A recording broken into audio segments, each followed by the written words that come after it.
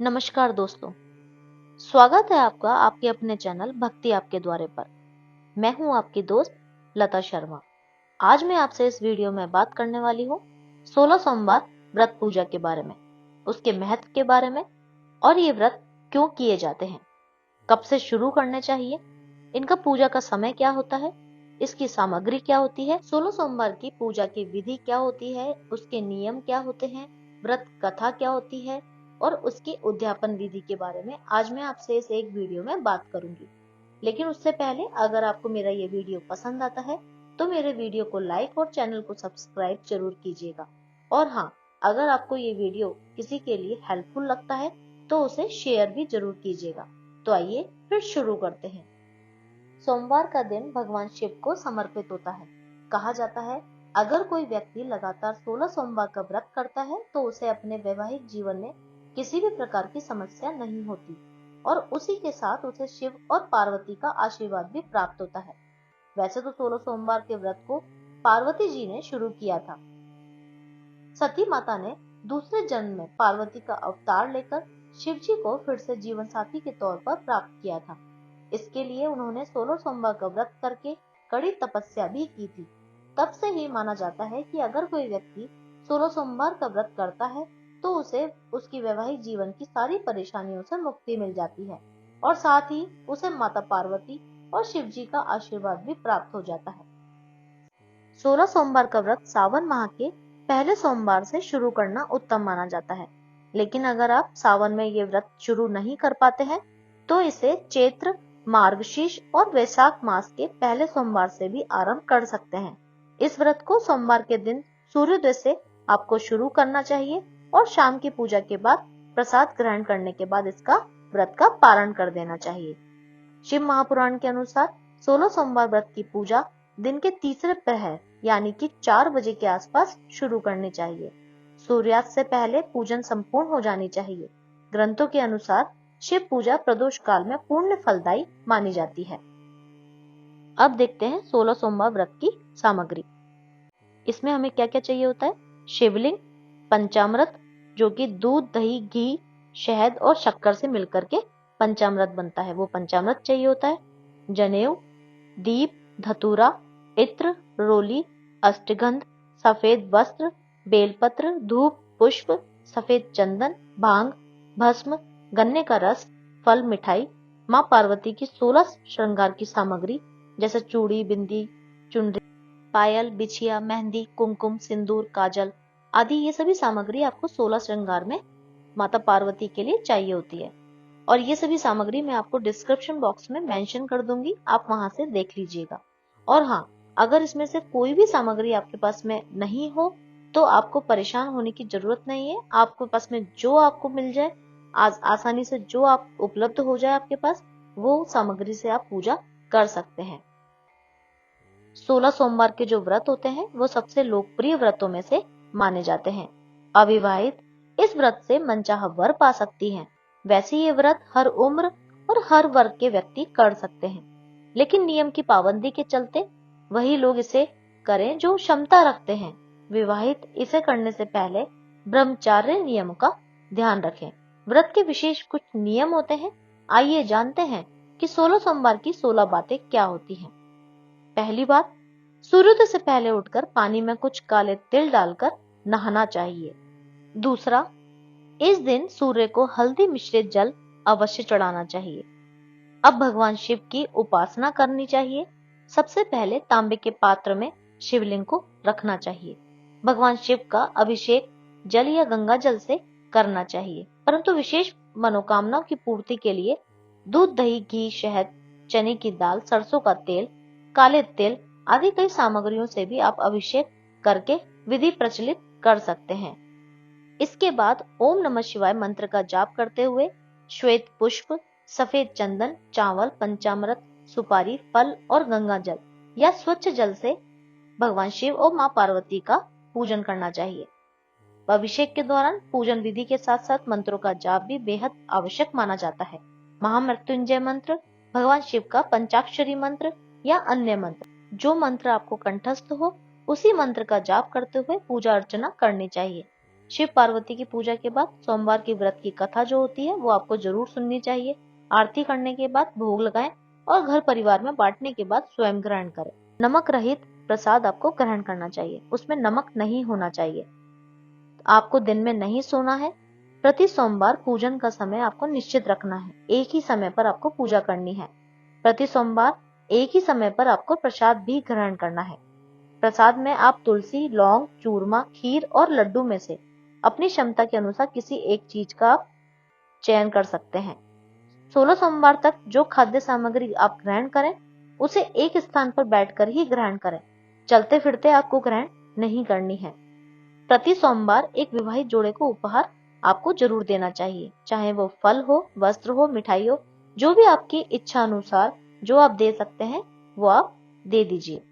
16 सोमवार तक प्रसाद और पूजन के आपके जो भी नियम है और जो समय है जो आपने निर्धारित किया है उसे खंडित आपको नहीं करना है, चाहे कुछ भी हो जाए।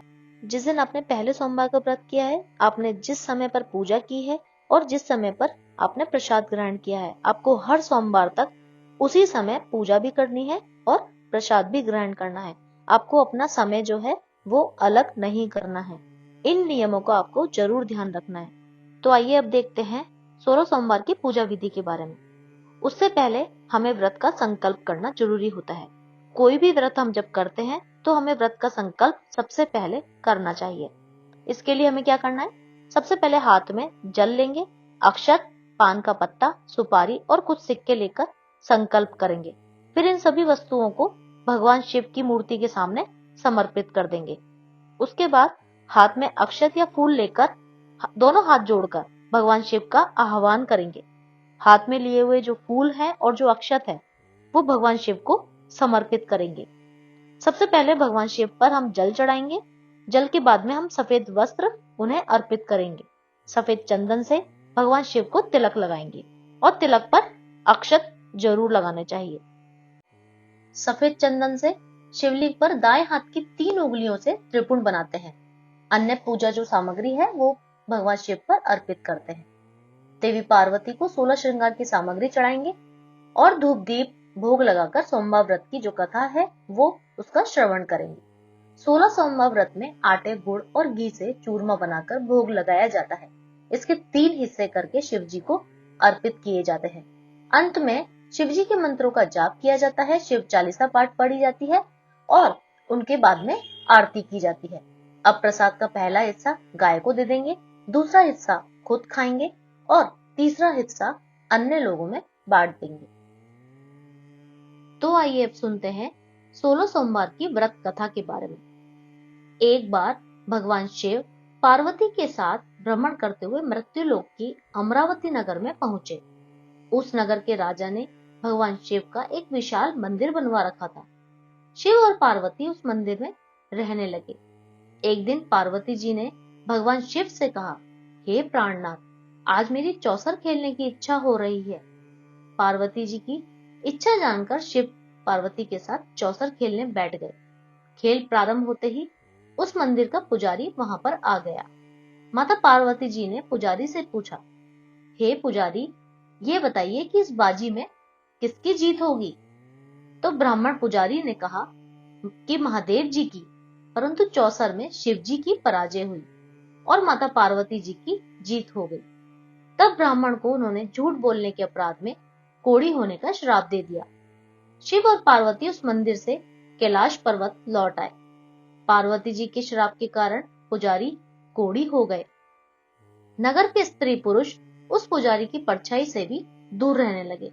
कुछ लोगों ने राजा से पुजारी की कोढ़ी हो जाने की शिकायत की, तो राजा ने किसी पाप के कारण पुजारी के कोढ़ी हो जाने का विचार कर उसे मंदिर से निकलवा दिया। उसकी जगह दूसरे ब्राह्मण को पुजारी बना दिया। कोढ़ी पुजारी मंदिर के बाहर बैठकर भिक्षा मांगने लगा। कई दिनों के पश्चात स्वर्गलोक की कुछ अप्सराएं उस मंदिर में पधारी और उसे देखकर उनका कारण पूछा। पुजारी ने निसंकोच उन्हें भगवान शिव और माता पार्वती के चौसर खेलने और पार्वती जी के श्राप देने की सारी कहानी सुना दी। तब अप्सराओं ने पुजारी जी से 16 सोमवार का विधिवत व्रत करने को कहा।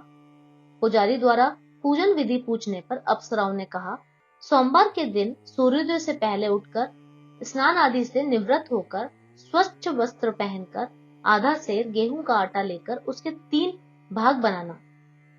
फिर घी का दीपक जलाकर गुड़ नैवेद्य, बेलपत्र, चंदन, अक्षत, फूल, जनेऊ का जोड़ा लेकर प्रदोष काल में भगवान शिव की पूजा अर्चना करना।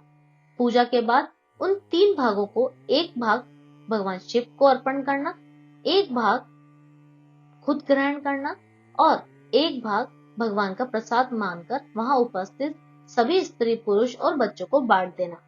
इस तरह व्रत करते हुए जब 16 सोमवार बीत जाएं, तो 17वें सोमवार को 1 पाव आटे की बाटी बनाकर उसमें घी और गुड़ मिलाकर चूरमा बनाना। फिर भगवान शिव को भोग लगाकर वहां उपस्थित सभी स्त्री, पुरुष और बच्चों को प्रसाद में बांट देना।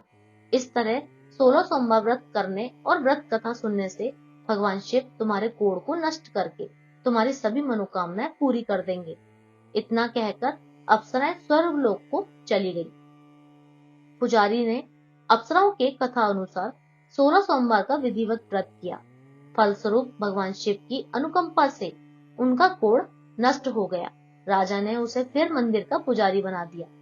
वह मंदिर में भगवान शिव की पूजा करता आनंद से जीवन व्यतीत करने लगा। कुछ दिनों बाद पुनः पृथ्वी का भ्रमण करते हुए भगवान शिव और पार्वती उस मंदिर में पधारे। स्वस्थ पुजारी को देखकर पार्वती जी ने आश्चर्य से उसके रोग मुक्त होने का कारण पूछा, तो पुजारी ने उन्हें 16 सोमवार व्रत करने की सारी कथा सुना दी। पार्वती जी भी व्रत की बात सुनकर बहुत प्रसन्न हुई और उन्होंने पुजारी से इसकी विधि पूछकर स्वयं 16 सोमवार का व्रत प्रारंभ किया। पार्वती जी उन दिनों अपने पुत्र कार्तिकेय के नाराज होकर दूर चले जाने से बहुत चिंतित रहती थी। वह कार्तिकेय को लौटा लाने के अनेक उपाय कर चुकी थी, लेकिन कार्तिकेय लौटकर उनके पास नहीं आ रहे थे। 16 सोमवार का व्रत करते हुए पार्वती ने भगवान शिव से कार्तिकेय के लौटने की मनोकामना की। व्रत समापन के तीसरे दिन सचमुच कार्तिकेय वापस लौट आए। कार्तिकेय ने अपने हृदय परिवर्तन के संबंध में पार्वती जी से पूछा, हे माता, आपने ऐसा कौन सा उपाय किया था जिससे मेरा क्रोध नष्ट हो गया और मैं वापस लौट आया? तब पार्वती जी ने कार्तिकेय को 16 सोमवार के व्रत की कथा कह सुनाई। कार्तिकेय अपने एक ब्राह्मण मित्र ब्रह्मदत्त के परदेश चले जाने से बहुत दुखी थे। उसको वापस लौटने के लिए कार्तिकेय ने 16 सोमवार का व्रत करते हुए ब्रह्मदत्त के पास लौट आने की कामना प्रकट की। व्रत के समापन के कुछ दिनों के बाद मित्र लौट आया। ब्राह्मण ने कार्तिकेय से पूछा, प्रिय मित्र, तुमने ऐसा कौन सा उपाय किया था जिससे परदेश में मेरे विचार एकदम परिवर्तित हो गए और मैं तुम्हारा स्मरण करते हुए लौट आया? कार्तिकेय ने अपने मित्र को भी 16 सोमवार के व्रत की कथा विधि सुनाई। ब्राह्मण मित्र व्रत के बारे में सुनकर बहुत खुश हुआ। उसने भी व्रत किया। 16 सोमवार व्रत का समापन करने के बाद ब्रह्मदत्त विदेश यात्रा पर निकल गया। वहां नगर के राजा हर्षवर्धन की बेटी राजकुमारी गुंजन का स्वयंवर हो रहा था। वहां के राजा ने प्रतिज्ञा की थी कि एक हथनी यह माला जिसके गले में डालेगी वह अपनी पुत्री का विवाह उसी से करेगा। ब्राह्मण की उत्सुकतावश महल में चला गया। वहां कई राज्यों के राजकुमार बैठे थे। तभी एक सजी धजी हथनी सूंड में जयमाला लिए वहां आई। हथनी ने ब्राह्मण के गले में जयमाला डाल दी। फलस्वरूप राजकुमारी का विवाह ब्राह्मण से हो गया। एक दिन उसकी पत्नी ने पूछा, हे प्राणनाथ, आपने कौन सा शुभ कार्य किया था जो उस हथनी ने राजकुमारों को छोड़कर आपके गले में जयमाला डाल दी? ब्राह्मण ने 16 सोमवार व्रत की विधि बताई। अपने पति से 16 सोमवार का महत्व जानकर राजकुमारी ने पुत्र की इच्छा से 16 सोमवार का व्रत किया। निश्चित समय पर भगवान शिव की अनुकंपा से राजकुमारी के एक सुंदर, सुशील व स्वस्थ पुत्र पैदा हुआ। पुत्र का नामकरण गोपाल के रूप में हुआ। बड़ा होने पर पुत्र गोपाल ने भी माँ से एक दिन प्रश्न किया कि मैंने तुम्हारे ही घर में जन्म लिया, इसका क्या कारण है? माता गुंजन ने पुत्र को 16 सोमवार व्रत की जानकारी दी। व्रत का महत्व जानकर गोपाल ने भी व्रत करने का संकल्प किया। गोपाल जब 16 वर्ष का हुआ तो उसने राज्य पाने की इच्छा से 16 सोमवार का विधिवत व्रत किया। व्रत समापन के बाद गोपाल घूमने के लिए समीप के नगर में गया। वहां के वृद्ध राजा ने गोपाल को पसंद किया और बहुत धूमधाम से अपनी पुत्री राजकुमारी मंगला का विवाह गोपाल के साथ कर दिया। 16 सोमवार के व्रत करने से गोपाल महल में पहुंचकर आनंद से रहने लगा। 2 वर्ष बाद वृद्ध राजा का निधन हो गया तो गोपाल को उस नगर का राजा बना दिया गया। इस तरह 16 सोमवार का व्रत करने से गोपाल की राज्य पाने की इच्छा भी पूर्ण हो गई। राजा बनने के बाद भी वह विधिवत 16 सोमवार का व्रत करता रहा। व्रत के समापन पर 17वें सोमवार को गोपाल ने अपनी पत्नी मंगला से कहा कि व्रत की सारी सामग्री लेकर वह समीप के शिव मंदिर में पहुंच जाए। पति की आज्ञा का उल्लंघन करके सेवकों द्वारा पूजा की सामग्री मंदिर में भेज दी, स्वयं मंदिर नहीं गई।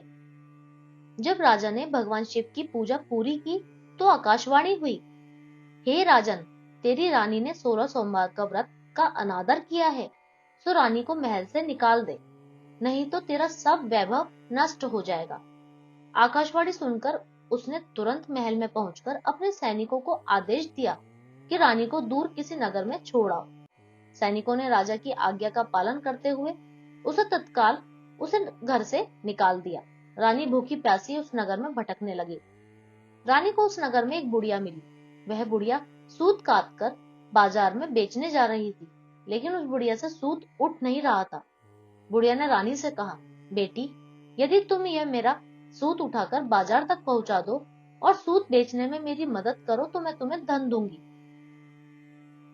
रानी ने बुढ़िया की बात मान ली, लेकिन जैसे ही रानी ने सूत की गठरी को हाथ लगाया तभी जोर की आंधी चली और गठरी खुल जाने से सारा सूत आंधी में उड़ गया। बुढ़िया ने उसे फटकार कर भगा दिया। रानी चलते चलते नगर में एक तेली के घर में पहुंची। उस तेली ने तरस खाकर रानी को घर में रहने के लिए कह दिया, लेकिन तभी भगवान शिव के प्रकोप से तेली के तेल से भरे मटके एक एक करके फूटने लगे। तेली ने भी उसे भगा दिया। भूखी प्यास से व्याकुल रानी वहां से आगे की ओर चल पड़ी। रानी ने एक नदी में जल पीकर अपनी प्यास शांत करनी चाही तो नदी का जल उसके स्पर्श से सूख गया। अपने भाग्य को कोसती हुई रानी आगे चल दी। चलते चलते रानी एक जंगल में पहुंची। उस जंगल में एक तालाब था, उसमें निर्मल जल भरा हुआ था। निर्मल जल देखकर रानी की प्यास तेज हो गई। जल पीने के लिए जैसे ही रानी ने तालाब की सीढ़ियां उतरकर जल को स्पर्श किया तभी उस जल में असंख्य कीड़े उत्पन्न हो गए। रानी ने दुखी होकर उस गंदे जल को ही पीकर अपनी प्यास शांत की। रानी ने एक पेड़ की छाया में बैठकर कुछ देर आराम करना चाहा तो उस पेड़ के पत्ते पल भर में सूखकर बिखर गए। रानी दूसरे पेड़ के नीचे जाकर बैठी। जिस पेड़ के नीचे बैठती वही पेड़ सूख जाता। वन और सरोवर की यह दशा देखकर वहां के ग्वाले बहुत हैरान हुए। ग्वाले रानी को समीप के मंदिर में पुजारी जी के पास ले गए। रानी के चेहरे को देखकर ही पुजारी जान गए कि रानी अवश्य किसी बड़े घर की है, भाग्य के कारण दर दर भटक रही है। पुजारी जी ने रानी से कहा, पुत्री, तुम कोई चिंता नहीं करो, मेरे साथ इस मंदिर में रहो, कुछ ही दिनों में सब ठीक हो जाएगा। पुजारी की बातों से रानी को बहुत सांत्वना मिली। रानी उस मंदिर में रहने लगी। रानी भोजन बनाती तो सब्जी जल जाती, आटे में कीड़े पड़ जाते, जल से बदबू आने लगती। पुजारी भी रानी के दुर्भाग्य से बहुत चिंतित होते हुए बोले, हे पुत्री, अवश्य ही तुझसे कोई अनुचित काम हुआ है जिसके कारण देवता तुझसे नाराज हैं और उनके नाराजगी के कारण ही तुम्हारी यह दशा हुई है। पुजारी की बात सुनकर रानी ने अपने पति के आदेश पर मंदिर में न जाकर शिव की पूजा नहीं करने की सारी कथा सुनाई। पुजारी ने कहा, अब तुम कोई चिंता नहीं करो, कल सोमवार है और कल से तुम 16 सोमवार के व्रत करना शुरू कर दो। भगवान शिव अवश्य तुम्हारे दोषों को क्षमा कर देंगे। पुजारी की बात मानकर रानी ने 16 सोमवार के व्रत प्रारंभ किए। रानी सोमवार का व्रत करके शिव की विधिवत पूजा अर्चना की तथा व्रत कथा सुनने लगी। तब रानी ने 17वें सोमवार को विधिवत व्रत का समापन किया तो उधर उसके पति को राजा के मन में रानी की याद आ गई। राजा ने तुरंत अपने सैनिकों को रानी को ढूंढकर लाने के लिए भेजा। रानी को ढूंढते हुए सैनिक मंदिर में पहुंचे और रानी से लौटकर चलने के लिए कहा। पुजारी ने सैनिकों से मना कर दिया और सैनिक निराश होकर लौट आ गए। रानी को ढूंढते हुए सैनिक मंदिर में पहुंचे और रानी से लौटकर चलने के लिए कहा। पुजारी ने सैनिकों से मना कर दिया और सैनिक निराश होकर लौट गए। उन्होंने लौटकर राजा को सारी बात बता दी। राजा स्वयं उस मंदिर में पुजारी के पास पहुंचे और रानी को महल से निकाल देने के कारण पुजारी जी से क्षमा मांगी। पुजारी ने राजा से कहा, यह सब भगवान शिव के प्रकोप के कारण हुआ है। इतना कहकर रानी को विदा कर दिया। राजा के साथ रानी महल में पहुंची। महल में बहुत खुशियां मनाई गई। पूरे नगर को सजाया गया। राजा ने ब्राह्मण को अन्न, वस्त्र और धन का दान दिया। नगर में निर्धनों को वस्त्र बांटे गए। रानी 16 सोमवार का व्रत करते हुए महल में आनंद पूर्वक रहने लगी। भगवान शिव की अनुकंपा से उसके जीवन में सुख ही सुख भर गया। 16 सोमवार के व्रत करने और कथा सुनने से मनुष्य की सभी मनोकामनाएं पूरी होती हैं और जीवन में किसी तरह की कमी नहीं होती। स्त्री पुरुष आनंद पूर्वक जीवन यापन करते हुए मोक्ष को प्राप्त करते हैं। बोलो शिव भगवान की जय, बोलो पार्वती मैया की जय। तो आइए अब देखते हैं 16 सोमवार की उद्यापन विधि। 16 सोमवार व्रत रखने के बाद 17वें सोमवार को उद्यापन किया जाता है। सोमवार व्रत के उद्यापन में मां पार्वती, शिव जी और चंद्रदेव की विधिवत पूजा करने के बाद हवन किया जाता है। इस दिन सुबह जल्दी उठकर स्नान आदि से निवृत्त होकर के सफेद रंग के कपड़े पहन लीजिए। इसके बाद केले के पत्तों के साथ 4 कोनों वाला मंडप तैयार कीजिए। वेदी बनाकर देवताओं का आह्वान करना होता है। इसके साथ कलश की स्थापना भी की जाती है। इसके बाद शिवजी और पार्वती जी को फूल माला, गंध, धूप, नैवेद्य, फल, दक्षिणा, तांबुल आदि अर्पित किए जाते हैं। इसके बाद में आप शिवजी को पंच तत्वों से स्नान कराइए। उसके बाद हवन आरंभ कीजिए। विधिवत तरीके से हवन करने के बाद ब्राह्मण और कन्या को भोजन कराने के बाद दक्षिणा दे दीजिए। इसके बाद आप खुद भोजन कर लीजिए। इससे आपकी उद्यापन विधि संपूर्ण होती है। तो चलिए आज के लिए बस इतना ही। अगले वीडियो में मैं आपसे फिर मिलूंगी। जब तक के लिए राधे राधे। ओम नमः शिवाय।